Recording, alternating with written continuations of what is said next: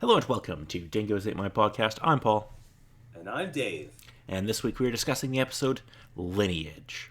This episode originally aired November 12th, 2003, attracting approximately 4.75 million viewers. Excuse me. Let us start off with the number one film in America this week. Dave, any guesses? If I remember right from last week, wasn't it one of the Scary Movies, supposedly, or was that a couple weeks back? Last week and the week before were both Scary Movie 3. Okay. And I wouldn't be surprised if something would have come and finally taken the top spot from it, but nothing is immediately coming to mind. Well, something did overtake Scary Movie 3 with $48.475 million at the box office on its opening weekend. It's a little film called The Matrix Revolutions. Yeah, that would do it. That would definitely do it. Yeah, a disappointing Matrix movie. Yeah, it's kind of a case that was my first real, to memory at least, experience with it. Because Okay. along with the movie being released, the video game also came out. Yes. And being around the time of rentals and Blockbuster and whatnot, it was one of the ones to pick up and be like, oh, is this cool? And then, like, aside from the bullet time stuff for a couple of minutes, it's like, it's okay, but not something I'm going to throw the money at. Yeah, see, I watched the first one when it came out on, like, VHS, probably. I don't think I saw it on DVD. Because I feel like I didn't know anybody who had a DVD player in 2000. But anyway, or 2001, whenever that was. Anyway, let us go to number one song in America this week, Dave. I still wouldn't be surprised if it was the same from last week. It is still Baby Boy by Beyonce featuring Sean Paul. They are dominating the top of the charts right now. Well, hopefully it will only last a little while longer. Well, we will find out. And let us move on to video games, because, oh boy, I know we say this every week, but this is a hell of a week. Yeah, it was 2003 near the end of the year. Everyone and their grandma was getting on the bandwagon. Alrighty. So, November 12th, on the day this episode went to air, we had, if you were a Game Boy Advance player, you could pick up Disney's Magical Quest 2, featuring Mickey and Minnie. Yes, this is one I vaguely remember from advertisements. Oh, okay. I know nothing about it, so there you go. Well, it's essentially off of the other Mickey sort of style sort of games. Simple platformers and other sorts of things, but around that time they really started to really push the Disney logo on it, and it wasn't just a copy of, oh, this platformer was good, let's stick Mickey on it. Okay. Yeah, I played one of those Mickey games on the Super Nintendo, and that's about it. Also on November 12th, if you were an Xbox player, you could pick up Prince of Persia: The Sands of Time. Ah, yes, the funness begins. Yes. Also on November 12th, if you were an Xbox player, you could pick up Tom Clancy's Rainbow Six 3 Raven Shield. Supposed yay? Again, the first part of the title was understandable, but as for all the rest of it, it's like, what's the difference? Rainbow Six 3 was like a squad-based, like first-person shooter. I played one of them on PC and I quite enjoyed it. I think it's this one, but I couldn't swear to it. The next day, Understandable. yeah, it at the time I enjoyed it, but I don't know if it would hold up anymore. Anyway, November 13th, if you are a Game Boy Advance player, you could pick up Double Dragon Advance. Supposed neat. Again, I know of this series, but I'm not familiar with this particular version. Was it essentially just taking the original from NES sort of times and placing it there, or was it a little bit more updated? It was a remake of the arcade version of Double Dragon. Oh, okay. And I don't remember what the differences are between the arcade and the NES version off the top of my head, or if there were any. Been a few. There was a bit of a difference between the two platforms. Yeah, I know, like, obviously graphically there would have been differences, but I don't know if in terms of, like, levels or anything, if there were. Because I played the NES version. I've never played the arcade version. In my case, I only actually got started with one of the high definition updated versions in the last couple of years. See, Double Dragon 2, I believe, is the first game I ever completed.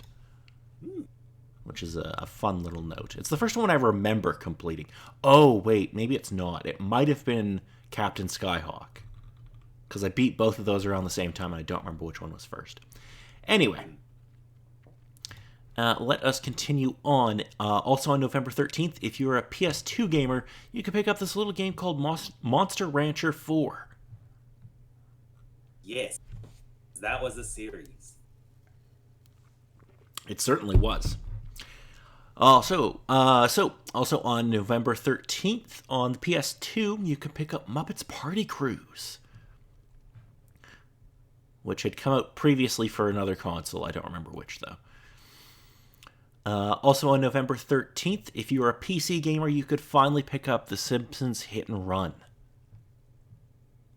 Yes, it has finally happened, and people can have the fun with driving with The Simpsons and watching vehicles go flying. Yes. November 15th, if you had a PS2, Xbox, GameCube, Game Boy Advance, or if you're one of the people unlucky enough to own an N-Gage, you could pick up a little game called Crash Nitro Kart. Yay. Again, the name rings somewhat of a bell, but I have too many images flashing in the brain. It's the sequel to Crash Team Racing. Okay. Yeah. Which I think this game was fine, but it wasn't nearly as good as CTR. Yeah, understandable. I'm not too much of an expert when it comes to any of the crash race or kart racers. I enjoyed the I think they called it the Refueled or whatever that came out on PS4. That was fun, but yeah, other than that, I haven't played a lot of them. November 17th, if you had a Game Boy Advance and you were me, you were in line to pick up a little game called Harvest Moon Friends of Mineral Town. Yes. Did you ever play the Harvest Moon games? Because I know me and Justin did, but I don't know if you ever got into them. I don't think I actually had any experience with it until that one release that came out on the GameCube. The title is escaping me. Oh, what was the GameCube one? I think it was re-released fairly recently, but the one that's coming to mind is A Wonderful Life. That was a PS2 one, I think. GameCube was called A Wonderful Life. Oh, there you go. I actually never played the GameCube one. That's one of the only ones I've never played. Well, let me just perfectly say it was clunky for what the GameCube version could have done to supposedly update things. But as it was pretty much Harvest Moon on the GameCube. Yeah, I feel like Harvest Moon works better on like a portable console. I could see it, though I'm pretty sure about 372,000 people are probably going to say no because of the one co-successor one that came out on PC a couple years back. Yeah, technically not Harvest Moon, but I know what you're saying. Anyway, let's move on. Also on November 17th, if you had a GameCube, although I think you only could get this if you bought it, like if it was bundled in, The Legend of Zelda Collector's Edition. I'm guessing that was the one with the N64 ones and the couple older NES ones? From memory, it had the original one, Zelda 2, Ocarina of Time, Majora's Mask, and a demo for Wind Waker, because I had it. And I'm pretty sure that's what was on it. Okay.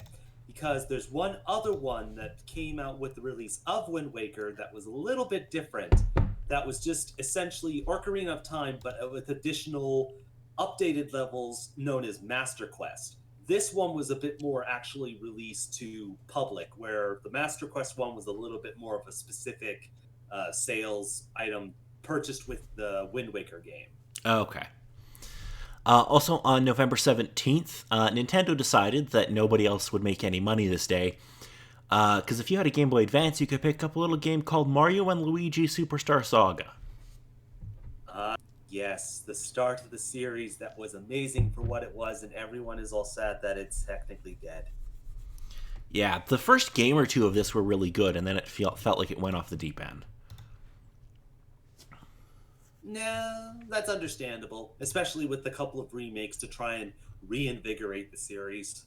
Actually, I think Bowser's Inside Story was quite good, and that was the third one, so that might have been where it went off. Anyway, It most definitely was. also on November 17th, if Nintendo didn't have all of your money yet, they decided that, like, well, you know, we released Mario and Luigi today. Why don't we also put up Mario Kart Double Dash on the GameCube? Yeah, that would do it. And just like, fuck everybody else, we win. Oh, Double Dash was so good. It was so much fun. After you kind of explain to the person how the heck you're supposed to switch characters on the carts, and then pray to God that they're actually good at driving. I wish that they would bring that mechanic back. It would be interesting, but it would be a bit of a case of how would they supposedly implement it, and what kind of additional issues would probably come up with trying to implement it. I think it's just such a fun mechanic. I would love to see it back. But anyway, let us move along to also on November 17th. If you're a PC gamer, GameCube, PS2, or Xbox, and you lived in North America, you could pick up a little game called Need for Speed Underground. Yes. Underground was pretty good, but Underground 2 was much better, in my opinion. Well, understandable. They got it started with the one, but then gave the updates to the second one. Well, and 2 was basically like an open world. You could drive around, and there were like random races you could do, and then other things. Like there was a lot more to that game. No. November 18th, if you were a PC or PS2 gamer, you could pick up America's 10 Most Wanted. Yeah, I got nothing. Okay, this game has featured on a little series called Worst Games Ever. Supposedly understandable. I suppose the question is why, but whether I want to know, I suppose, is the question. Go watch the video, it's very funny. Anyway, Really moving on, still on November 18th, if you had a Game Boy Advance, you could pick up American Idol. Because, it was a thing at the time. It certainly was. Also on November 18th, if you had an Xbox, you could pick up Counter-Strike. Yay. Again, it's one of those particular series that I never got into. Oh, man. Also on November 18th, if you had a GameCube, you could pick up Go Go Hypergrind, which is a game that I never knew the title of, but I remember seeing the box art. Supposed anime characters with ridiculous things skateboarding? Yeah, it's like a skateboarding game. It's like a cartoon world. And,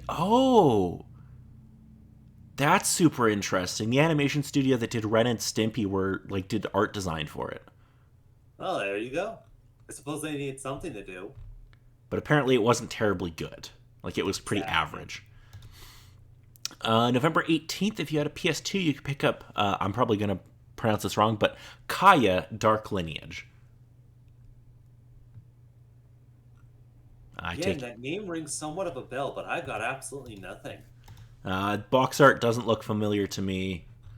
I'll link you in the chat if anything rings a bell to you, but it doesn't look familiar to me. Oh, I remember a person discussing about this particular sort of game. Yeah, sadly, it wasn't much of anything. Like, supposedly the company that worked on developing it was good for what they decided to do with it, but again, it ended on a cliffhanger, and they did not get the money to continue on with the series. Well, I think I know why it might not have sold very well, Dave. Because on November 18th, the same day that came out, if you had a PS2, you could pick up a little game called Final Fantasy X2. Yeah, that would do it. Though it would be a mild case of a couple people would probably be very confused by that game, and a couple particular people would very much love that game, but for the obvious reasons. The only thing I remember about this game, because I've never played it, is it being advertised, I think, during SmackDown and Taz pretending to play it. Which was very funny. Just out of curiosity, how was he supposedly pretending to play it? Like, holding a controller and just vibrating it furiously? Holding a controller and pressing buttons at random. Oh, that's understandable. And surprisingly enough, I'm not surprised that it went on SmackDown. Again, for most likely the obvious reasons. Oh, and then he got Michael Cole to hit a button, and he's like, it was. Oh my! I have to find the segment, and I'll try to link to it in the post because it's very funny. Duly noted. But out of curiosity, again, you have no knowledge of this particular Final Fantasy? Dave, it's a Final Fantasy game, so that should answer your question. No, that's true. But let me just put it this way. There's a concept within the game known as class changing. The three characters that you play as are all girls, and it's technically a sequel where the love interest of one of the particular characters is gone. Okay, I mean, I knew that the main characters were all women, and then I knew that. Well, that was about it, and I knew it was a sequel to Final Fantasy X because it's the first true sequel in the series, I think. Just about. There was the one or two that kind of came in later and made additional sequels, but yeah, that would be the first. Yeah. Also on November 18th, if you had a PS2, you could pick up a little game called Manhunt. Oh boy. The game that was absolutely not controversial at all. No, it's fine. It's not like this particular game would most likely cause the ERSB to be remade again. Yeah, people got real pissy about this, and then I thought that was really funny because I'm like, guys, come on now. Come on.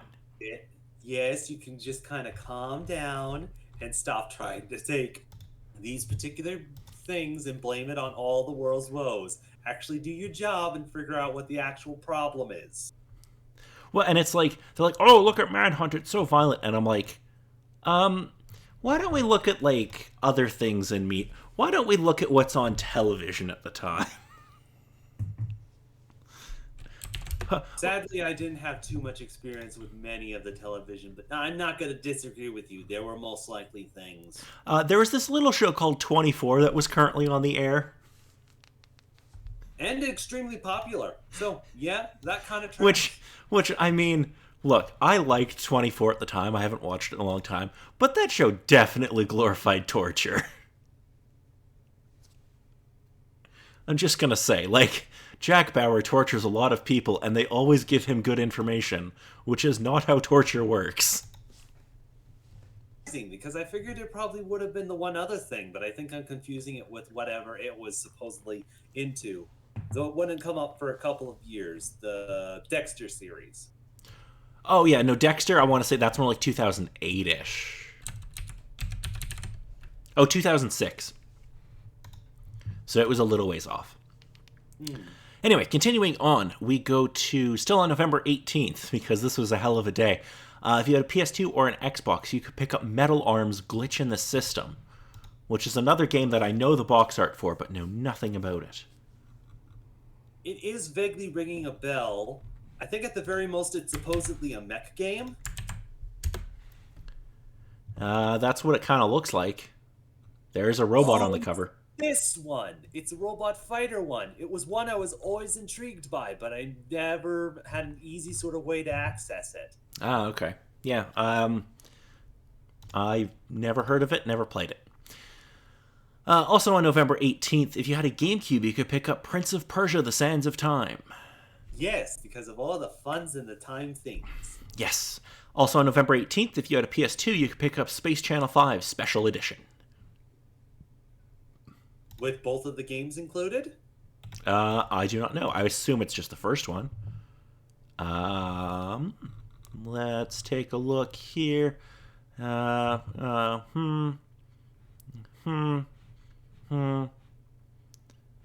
Looks like it's just a port of the first one. Okay. Did Space Channel 5 get a sequel? Yes. Well, there was... Oh, okay. I did not know there was more than one. There's the first Space Channel 5 and then the second Space Channel 5. Oh, I didn't even know there was a sequel, so... Alrighty. Also on November 18th, if you had a Game Boy Advance, you could pick up Spy Puppets License to Croak. Supposed yay? It looks like it's some kind of like Muppets, like James Bond parody, like platformer deal. Yeah, understandable. Also on November 18th, if you had a Game Boy Advance, you could pick up a little game called Star Wars Flight of the Falcon. Yes. Which I'm not familiar with it. I'm not either. I've seen the box probably a million times in bargain bins, but I don't know what it's about. Because on the same day, November 18th, they released another little Star Wars game for PC called Star Wars Knights of the Old Republic. Yeah, that would do it. That would certainly do it. I think that, yeah, this game was already out on Xbox, but it finally came to PC at this point. And, ooh, Knights of the Old Republic is very, very good. Also on November 18th, if you had a Game Boy Advance, you could pick up Terminator 3 Rise of the Machines. Yes, because Terminator was supposedly a thing. It, apparently.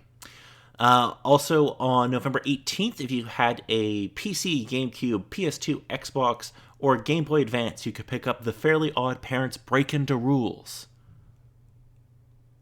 Understandable. That was the series that was going on. Yes, I don't think I've ever seen an episode of Fairly Odd Parents. It's fairly decent at its particular sorts of points, but additionally, it was a cartoon show at around that era. Yeah. I've never been a big animated fan. Anyway, November 18th still, if you had a GameCube, you could pick up Tonka Rescue Patrol. It's definitely good, because it's a typical sort of toy sort of series, and there's been a couple of games, but I think it was around this time that they at least kind of got something out there that wasn't ridiculously kiddie. I mean, graphically, considering it's a relatively early GameCube game, it doesn't look terrible. Like, it looks fine. I don't know how it plays, though, because I've never played it. But how were there not more Tonka games when we were kids? I feel like Tonka was big then. Maybe that was just me. Tonka most definitely, but the thing was, games really weren't. And it was kind of a case of the first couple companies were working on trying to get things going and whatnot from there, but toy companies were kind of a bit more hesitant since they kind of had their own sorts of things to work on. I guess. I would have, if I was like 7, I would have loved a Tonka game. Anyway, also on November 18th, if you're a PC gamer, you could pick up a little game called Victoria, an Empire Under the Sun. Supposed yay? It's like a strategy PC game. Meh. I wouldn't really expect anybody to remember it. I certainly don't. Also on November 18th, if you're a PS2 or Xbox player, you could pick up a little game called Whiplash, which is another game that I remember the box art for, but could not tell you a single thing about it. Yeah, I don't even got anything. Oh. It's a 3D platformer. Oh my god. I supposedly saw things about it, and it's absolutely ridiculous. There was some controversy over the game's depiction of animal cruelty. What? Well, it's a case of you play as a little rabbit that's changed to another character, and your main way to attack is to basically chain whip your partner into enemies. But I mean, like, it's very cartoony looking. Understandable, but just about anyone will find any reason to make issue on any sort of thing. I don't know. I mean, whatever. But anyway, our final game, we're finally at the end for this week, because it's been a big week. Okay, if you're a PC, GameCube, PS2, or Xbox gamer, you could pick up a little game called 13. Ah, yes. Which was interesting at the time, but kind of cases of eh. Okay, so 13 is a game I've never played, but I always wanted to. Well, lucky for you, they did do a fairly recent re-release of it. Which apparently was crap, though. Oh, mild sadness. If I remember hearing that it received terrible reviews, and I don't remember why. Criticized for its change to the art style, which is one of the major reasons I wanted to play the game in the first place. Yeah, kind of the big thing about it. Okay, yeah, it did not score well. But yeah, it like the original looked so cool, and it was such like a unique like comic book look, and yeah, it looked super cool. It had a super cool concept. I love the shaded style, but I just never got around to playing it. Alrighty, so that was video games for the week. That was a pretty big week. It was. Yes. So, let us finally move on to this episode of Angel. Alrighty.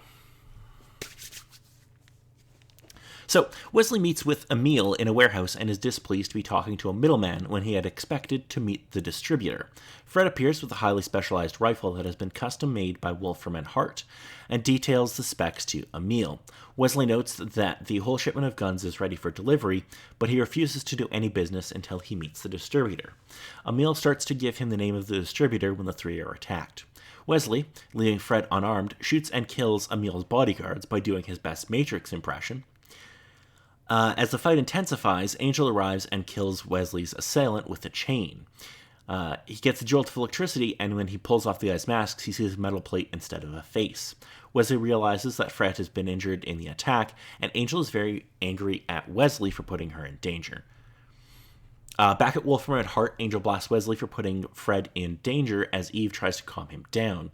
Wesley argues that he needed Fred there to explain the weaponry to Emil. He chose her because she wouldn't make Emil suspicious, and she would be able to explain the weapon convincingly.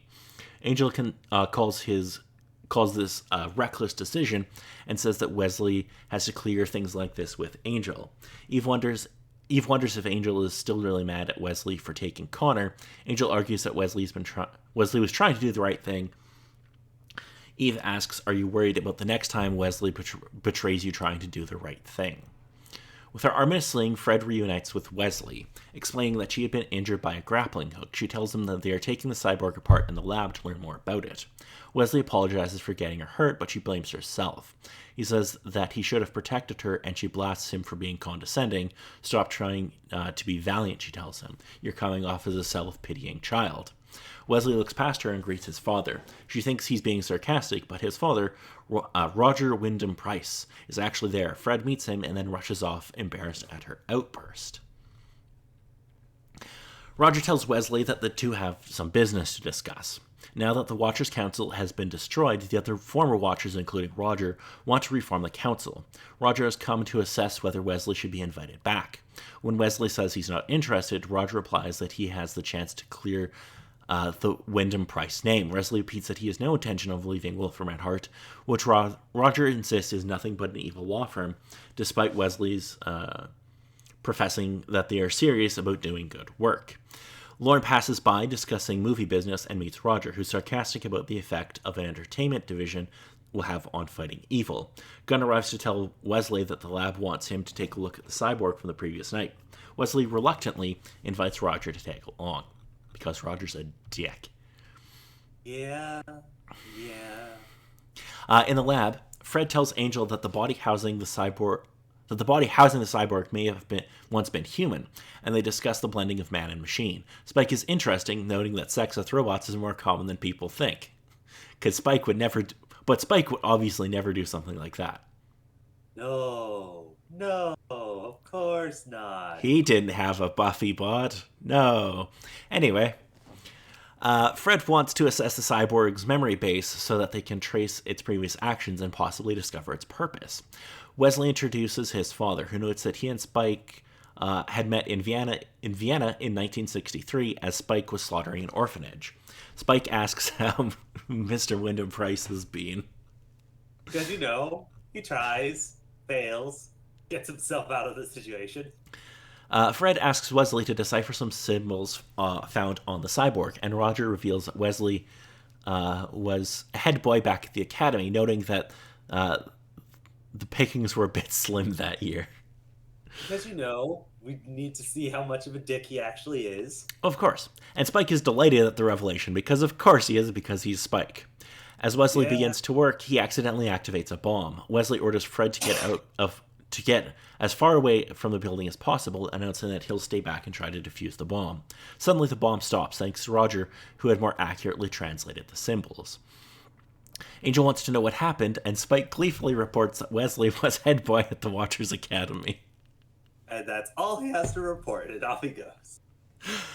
Fred and Wesley explain the situation to Angel and tell him that Roger defused the bomb. Angel recognizes that Wesley is rattled by Roger's presence and notes how difficult father-son relationships can be. I wonder why.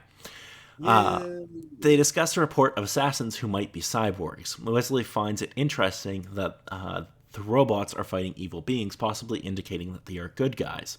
Later, after Roger tells Fred stories from Wesley's childhood, Wesley asks for his father's continuing assistance in dealing with the cyborg threat. Excuse me. Once they're alone, Roger asks about Wesley's feelings for Fred, but he doesn't want to chat about his love life. He mentions that his last girlfriend was murdered and he had to chop her up. I mean, that puts a damper on things. At which point, his father, thinking Wesley's being sarcastic, gives up on the conversation. Wesley shows Roger the special Wolfram and Hart source books, which Roger thinks are dangerous and could attract evil thieves. Up on the roof, a bunch of cyborgs drop out of a helicopter. Eve gets into an elevator and is joined by Spike, who has noticed her watching him and wants to know why. He thinks that there's more to her than she's letting on, and she accuses him of the same. Spike wonders why Wolfram and Hart is keeping him connected to the amulet that brought him back, since it was intended for Angel. Eve replies that he can't assume it was intended for Angel. The lights suddenly go out, and Spike yells that, I'm going to butcher this name, Pavanier will never take him to hell, eliciting a strange look from Eve, who was that evil doctor dude from a previous episode. Yeah. Well, he was taken care of, Spike. Calm down. Sort of. Gunn tells Angel that he may have lost contact with security. The cyborgs infiltrate and start fighting. A cyborg heads to Wesley's office, where Wesley keeps his father from fighting it. Roger is upset about this and notes that the cyborg went straight for the books. They gather up the books and head through a secret vault, where Roger admits that Wesley handled the cyborg well. He then knocks Wesley out and speaks into the communications device. Phase 1 complete, begin Phase 2. So, he had other particular plans. So, he wasn't just a dick. He's most definitely a dick plus 6 other things now. Wait, the Watchers Council doing something shady? That would never happen. Well, it's not the Watchers Council. It's the remnants of the Watchers Council, which is still the Watchers Council, but it's not the Watchers Council. That got destroyed. Yes, it did. Angel, Gunn, and some others fight cyborgs in the lobby as Wesley regains consciousness in the secret vault. Back in his lobby, he sees that the cyborg he fought earlier is alive. Fred runs into Roger, who says that Wesley went up on the roof to investigate something and asked him to tell Angel. Fred offers to take him up to Angel. In his office, Wesley tortures the cyborg for information, demanding to know what Roger is up to. In the lobby, Gunn and Angel keep fighting and are joined by Spike, who is able to concentrate long enough to hit the cyborg attacking Gunn. Roger and Fred arrive and tell Angel to meet Wesley on the roof. Angel and Roger head up. Once they arrive, Angel realizes that Wesley isn't there. Roger uses the staff of Devosin that he took from Wolfram and Hart's vaults on Angel. Wesley arrives and holds a gun on Roger, concluding that Roger is removing Angel's free will so that Angel will be his slave. He accuses his father of ordering a cyber attack in order to smuggle in a weapon. Fred comes up to the roof as Roger blasts Wesley for working for Angel when he knows who he is. Wesley taunts his father, insinuating that Roger fears Wesley is better than him. As a helicopter arrives to extract Roger, he demands the wand, informing Wesley that he will kill him for it if he needs to. Wesley threatens to drop the wand, which will break and return Angel's will to him. Roger tries threatening Fred's life by pointing a gun at her, but Wesley repeatedly shoots Roger.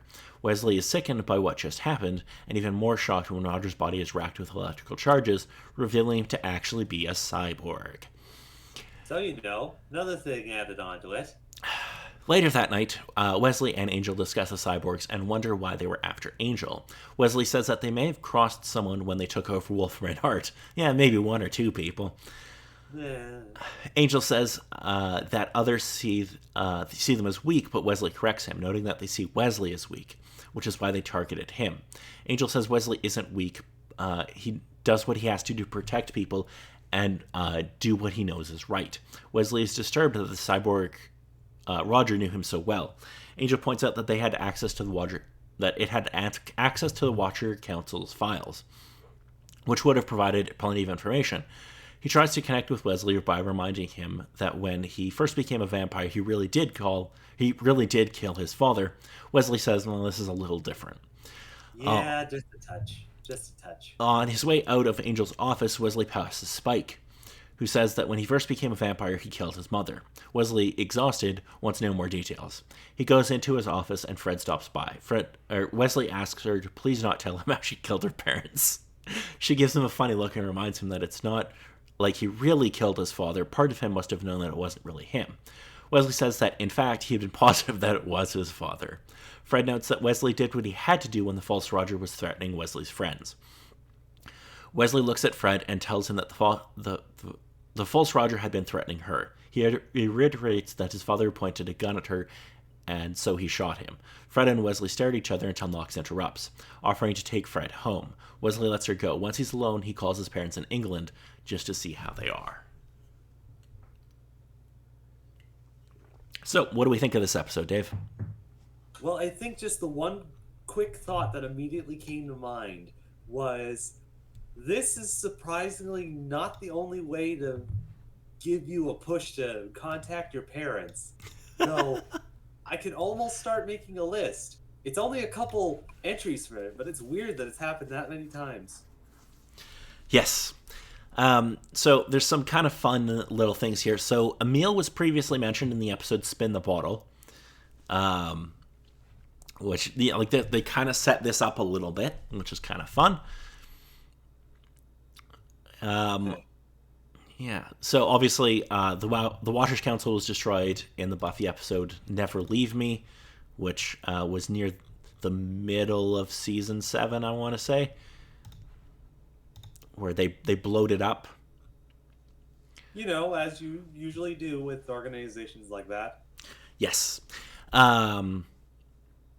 What else do we have about this? Oh, yeah, obviously Spike referencing having sex with robots being more common than people think. Obviously a reference to the Buffy bot from Buffy. What else do we have about this one? Oh, yes, Roger calls Angel a puppet in this episode. I wonder if that will come back at any point. Interesting. It's smile time. Here's another interesting little thing that I noticed. When Wesley sees his father, or technically it's a cyborg, but he doesn't know this at the time. He sees his father dead. He starts to vomit, just like Buffy did in the body. Yeah. So that's an interesting parallel that they pulled in there. That's really about all of the kind of trivia stuff I have for this episode. I do have some international titles if you have nothing else.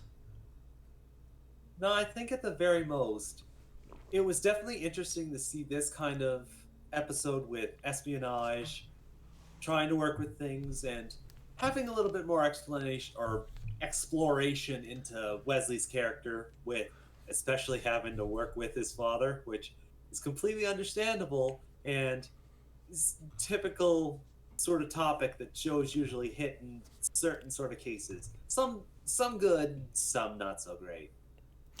Yes. I think one of the particular scenes that I didn't mention when we discussed about it was Spike coming up to the gun, getting choked out by the robot. And he's like, "I'm here to help." And it's like, "Well, do something." It's like, "Give me a second to concentrate." It's like, "Be quiet for a second." And finally punches it out. And it's like, "Yay, Spike, take a little bit of a faster time to concentrate." Yes. All right, so let us do some international titles for this. So in Czech, it translates as fathers and sons, which that makes sense. That's the fucking theme. In Finnish, it translates as family is the worst. You know, typical, and also, yeah. In Hungarian, it translates as family bond, which that's not bad. In Italian, it translates as blood ties. In Brazilian Portuguese, it translates as progeny. And my favorite one, I think, is probably German, where it translates as my father and me. Which on the one hand it works, but on the other hand it's like it doesn't quite match up with the relationship. No, no, it doesn't. Alrighty. So if there's nothing else about this episode, next week we'll be talking about a little episode called Destiny. Because this episode doesn't, or this series doesn't deal with anything related to that. Nope, never. There's never prophecies or anything like that. Okay. So. Ooh, Dave, I'm so happy because this is going to be a flashback episode, in part. Suppose it yay? So, when a mysterious package arrives at Wolfram and Hart that recorporealizes Spike, the gang learns that the existence of two living and souled vampire heroes has created chaos in the world. After Eve tells them about a prophecy that states that the only way to restore order is to find the cup of perpetual torment that bestows human life, Spike and Angel battle it out for the ultimate prize. A series of flashbacks show the history of Angel and Spike and their relationship with Drusilla. We're getting more Drusilla. Always happy to see Drusilla. But also kind of cases of, this is bringing kind of starting and existing relationships with Angel and Spike, and it's kind of, how's this gonna go? But it's Drusilla, and Drusilla is good. Indeed, that is not being questioned. Alrighty, so until next time, I'm Paul. And I'm Dave.